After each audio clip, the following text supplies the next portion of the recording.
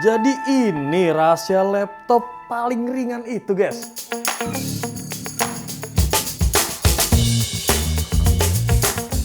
Guys, di depan gue sudah ada laptop yang pakai layar OLED 14 inci dan beratnya cuma 800 gram aja.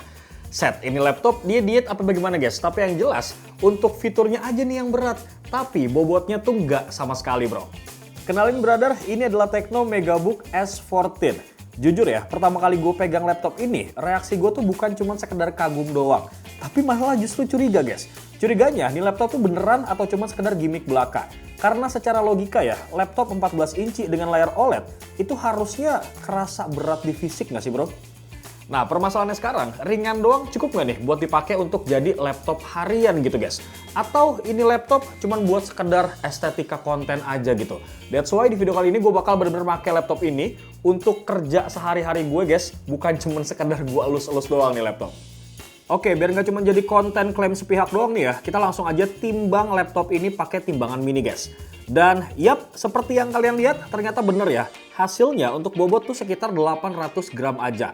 Ini bukan sekedar ringan doang sih guys menurut gua. Keterlaluan enteng banget. Lu bayangin deh, laptop ini literally tuh lebih ringan dari botol minum yang sering gue bawa kemana-mana. Jadi kalau misalkan dimasukin ke dalam tas, ini kerasa kayak nggak bawa laptop gitu loh guys. Karena biasanya kan kalau di tas ada laptop, itu kita pasti berasa kayak feel tasnya tuh berat nggak sih? Tapi ini enteng banget, beneran deh. Malah gue kadang-kadang suka kaget gitu, ketinggalan bawa laptop nggak sih nih? Padahal tuh laptop tuh udah masuk di dalam tas gue boy. Nah yang bikin makin oke-nya lagi nih ya, ini tuh laptop bukan sekedar ringan doang, tapi layarnya tuh beneran lebar di angka 14 inci dan make OLED pula. Biasanya kan kalau laptop yang ringan itu layarnya sering banget dikorbanin bro. Tapi ini malah layarnya justru yang paling niat. Di sini kelihatan ya, arah produk ini tuh memang serius buat mobilitas bro. BTW kalau kita ngomongin soal body, Nado ini pakai magnesium alloy. Dan ini kerasa banget ngefek ke bodinya. Di tangan tuh rasanya solid banget guys, tapi bukan solid ala laptop tank gitu loh. Ini lebih ke arah solid yang ringan. Jadi tetap ya, harus lu perlakukan dengan wajar aja bro. Bukan dilempar-lempar gitu loh. Excelnya bisa dibuka ya sekitar 135 derajat, fingerprintnya ada di tombol power, dan keyboardnya, sumpah ini keren ada backlightnya juga. Jadi aman nih buat lo yang jam kerjanya tuh suka kebablasan gitu ya sampai malam dan kerja di ruangan yang agak gelap bro. Secara desain laptop ini memang benar-benar dibikin untuk orang yang punya mobilitas cukup tinggi. Terus nih ya, yang bikin makin gue betah untuk kerja lama-lama di laptop ini guys, adalah layarnya bro. Ini tuh beneran enak banget dan ngebikin mata lo tuh jadi nggak capek guys.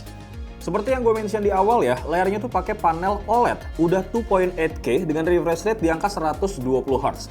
Nah ini buat scrolling tuh halus pisan guys. Warnanya juga hidup ya. Hitamnya tuh beneran hitam pekat, bukan yang abu-abu galau gitu loh. Ini buat ngerjain desain, kemudian ngedit konten, nonton, ataupun sekedar ngetik seharian, layarnya tuh bikin mata kita tetap adem kok bro.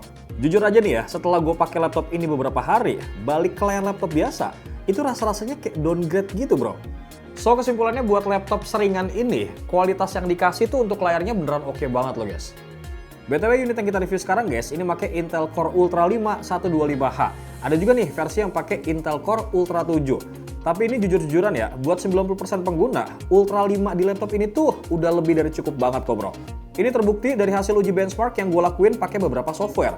Dan hasilnya guys, bisa kalian lihat di sini bro.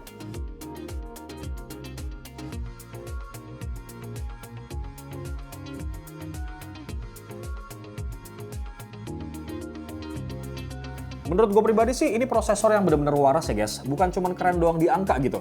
Tapi buat kerja ini beneran real banget performanya. Multitasking tuh aman ya. Pindah-pindah aplikasi juga cepet. Edit foto juga lancar. Edit video pendek juga masih nyaman banget. Dan panasnya ini masih terkontrol dengan baik.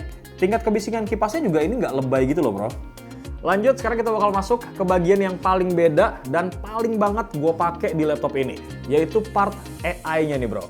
Tapi jujur awalnya gue juga sedikit skeptis sih sama ML-ML AI. Karena seringkali AI itu cuma jadi label doang bro. Tapi di sini nggak sama sekali ya. Tecno AI ini tuh beneran kepake banget.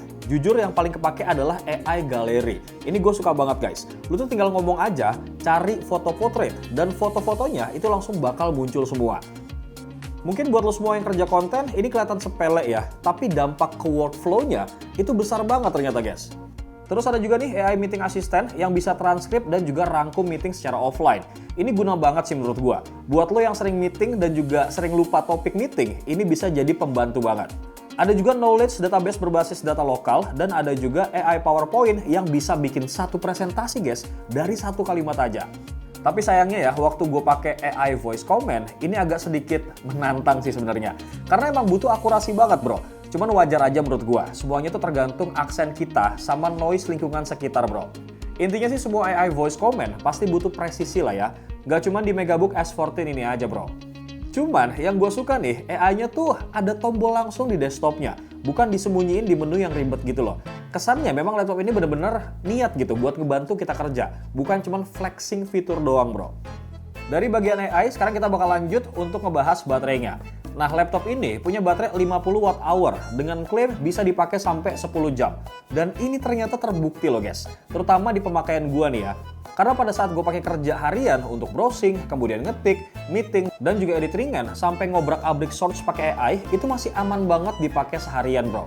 Sedangkan kalau dipakai buat ngedit yang berat non-stop, ya tetep ya lebih cepet nih turun konsumsi baterainya. Gue rasa itu wajar banget sih guys. BTW chargingnya udah pakai 60 watt ya bro, dan bentuknya tuh kecil banget, cepet pula ngisinya. Ini bisa jadi nilai plus besar banget ya, terutama buat lo semua yang sering kerja mobile di luar bro. BTW audionya juga udah pakai DTS-X Ultra ya, dan ini cukup enak banget kok buat meeting serta hiburan. Dan koneksinya udah pakai Wi-Fi 6E sama Bluetooth 5.4. Next, sekarang gue bakal kasih tau kalian nih bagian yang harus banget gue paparkan secara jujur bro. Bahwasanya laptop ini bukan laptop buat gaming berat. Ini bukan laptop buat render 3D brutal, dan ini juga bukan laptop buat flex performa ekstrim. Tapi guys, laptop ini peruntukannya buat kerja mobile yang realistis. Nah, kalau memang kebutuhan lu ke arah beban kerja yang sangat berat, lu juga harus sadar dan paham batasannya bro. Tapi, kalau misalkan kebutuhan lu adalah untuk produktivitas harian, kemudian konten ringan, meeting, dan kerja kreatif sampai yang menengah, masih sangat masuk akal banget kok kalau lu pakai laptop ini. Aman bro intinya. Intinya sih Tecno MegaBook S14 ini memang bukan laptop untuk semua orang guys. Tapi untuk orang yang tepat, laptop ini tuh bakal kena banget. Terutama buat lo semua nih yang butuh laptop ringan, kemudian layarnya oke, punya banyak fitur AI yang beneran ngebantu, bener-bener bisa banget nih guys untuk ngebantu produktivitas kalian dalam bekerja gitu bro. Lanjut, sekarang kita bakal masuk part yang paling sensitif, yaitu masalah harganya bro. Versi yang gue pakai sekarang ini pakai Intel Core Ultra 5 125H yang dibanderol dengan harga Rp13.999.000. Nah, kalau lu pengen yang lebih kencang lagi nih, lu pilih yang pakai Intel Core Ultra 7 guys. Nah, itu dibanderol dengan harga Rp15.999.000. Ya memang sedikit mahal sih dari laptop mahasiswa basic, tapi lebih masuk akal gitu kalau kita bandingin sama laptop premium yang kadang cuma jual logo doang. Gimana nih menurut kalian? Kalau menurut gue sih, ini masih masuk akal banget kok bro. Tapi balik lagi nih guys, semua keputusan gue serahkan dan gue lempar ke kalian semua. Apakah kalian tim yang butuh laptop super ringan kayak gini dan juga cerdas, atau lebih milih laptop yang berat gitu ya, tapi punya performa yang kencang? Langsung aja tulis di kolom komentar. Seperti biasa, buat lo semua yang udah kepincut sama laptop ini, link pembeliannya bakal gue taruh di kolom description. Bebok pamit guys. Assalamualaikum.